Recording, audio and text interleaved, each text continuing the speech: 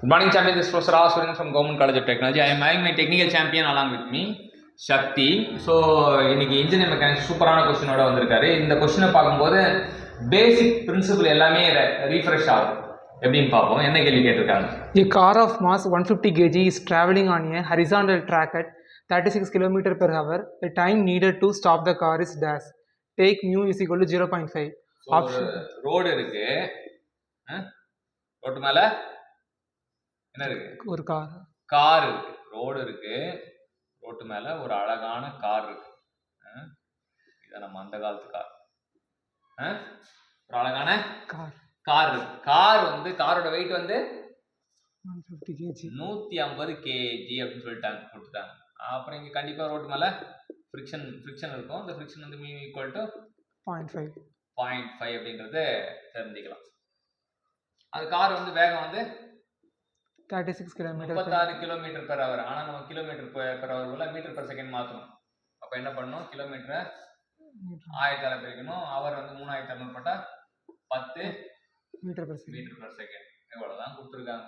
ஆனா எவ்வளவு நேரத்துல கார் நிற்கும்?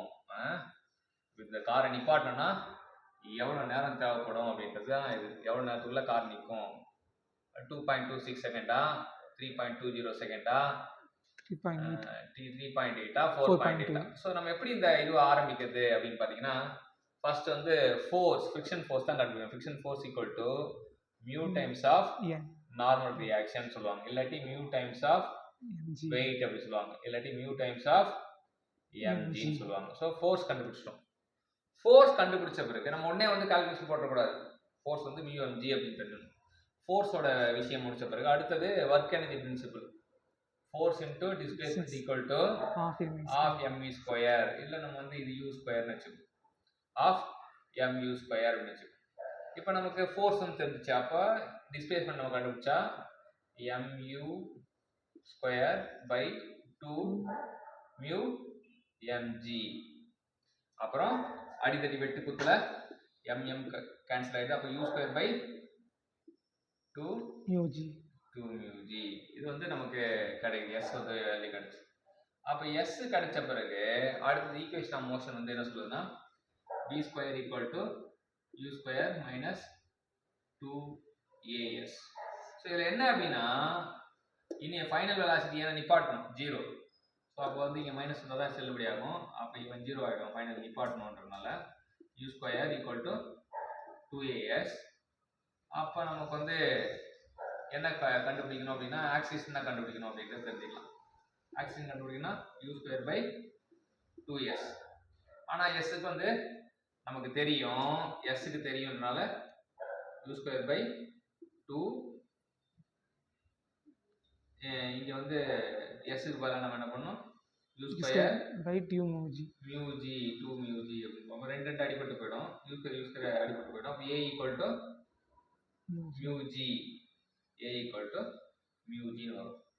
a equal to μg வந்ததுக்கு அப்புறம் அடுத்தது என்ன அப்படின்னு பாத்தீங்கன்னா v equal to u minus at. இங்க ஃபைனல் வெலாசிட்டி 0. அப்ப u equal to at. நம்ம ஆல்ரெடி a வந்து தெரியும். a வந்து என்னன்னா இங்க கண்டுபிடிச்சிருக்கோம். அப்ப u by μg அப்படின்னு தெரிஞ்சுக்கலாம். இப்போ நம்ம கண்டுபிடிக்கலாம் t equal to u by μg ல t வந்து என்ன அப்படின்னு பார்த்தீங்கன்னா யூவோட வெலாசிட்டி வந்து 10 மீட்டர் per செகண்ட். இது 0.5 இன்ட்டு 9.81 அப்படின்றத வச்சுக்கலாம். ஸோ இதில் அப்ராக்சிமேட்டாக 2 இது 10 கூட வச்சா கூட இது 10 வச்சா 10 அடிபட்டு போயிடும். அப்போ 1/0.5 2. அப்போ 2க்கு பக்கத்தில் வேல்யூ என்ன இருக்கும் அப்படின்னா 2.26 இருக்கு. 2.26 மீட்டர் per செகண்ட். இதுதான் நம்ம வந்து இந்த காரை நிப்பாட்டுறதுக்கு 2.26 மீட்டர் per செகண்ட் வரும்ன்றதை கண்டுபிடிக்கிறோம். ஸோ நம்ம இப்போ கார் நிப்பாட்டணும் அப்படின்னா வந்து நம்ம நேரடியாக வந்து u by μg அப்படின்ற a வந்து μg அப்படின்னு எடுத்துக்கிட்டா இதோட ஆக்சிலேஷன் வந்து μg. ஃபிரிக்ஷன் இருக்குன்னா ஆக்சிலேஷன் μg அப்படின்றது தெரியும். வெலாசிட்டி கொடுத்துட்டாங்க. இங்கே ஆக்சிலேஷன் வந்து என்ன வரும் அப்படின்னு பார்த்தீங்கன்னா ஆக்சிலேஷன் ஈக்குவல் டு μg அப்படின்றத நம்ம தெரிஞ்சுக்கிட்டோம் அப்படின்னா ஆட்டோமேட்டிக்காக time equal to velocity by acceleration. Velocity 10 by μg போட்டால் நமக்கு 2.26 கிடைக்கும். ஸோ இந்த கொஸ்டினை இப்போ நம்ம என்ன புரிஞ்சது சக்தி கிட்ட கேட்போம். சக்தி வந்து சொல்லுவார்.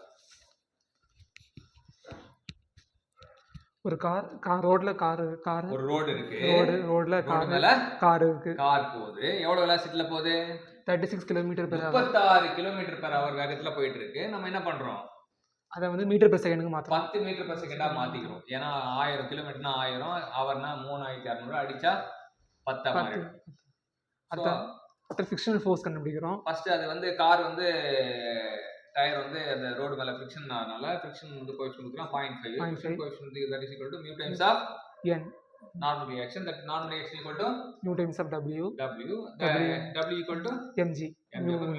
F வந்து கண்டுபிடிச்சோம். F கண்டுபிடிச்ச கையோட அடுத்து என்ன பண்றோம்? work energy. That is called as work energy principle. Work energy principle என்ன சொன்னா work done equal to kinetic energy சொல்லுது. சோ அது மூலமா S கண்டுபிடிக்கிறோம்.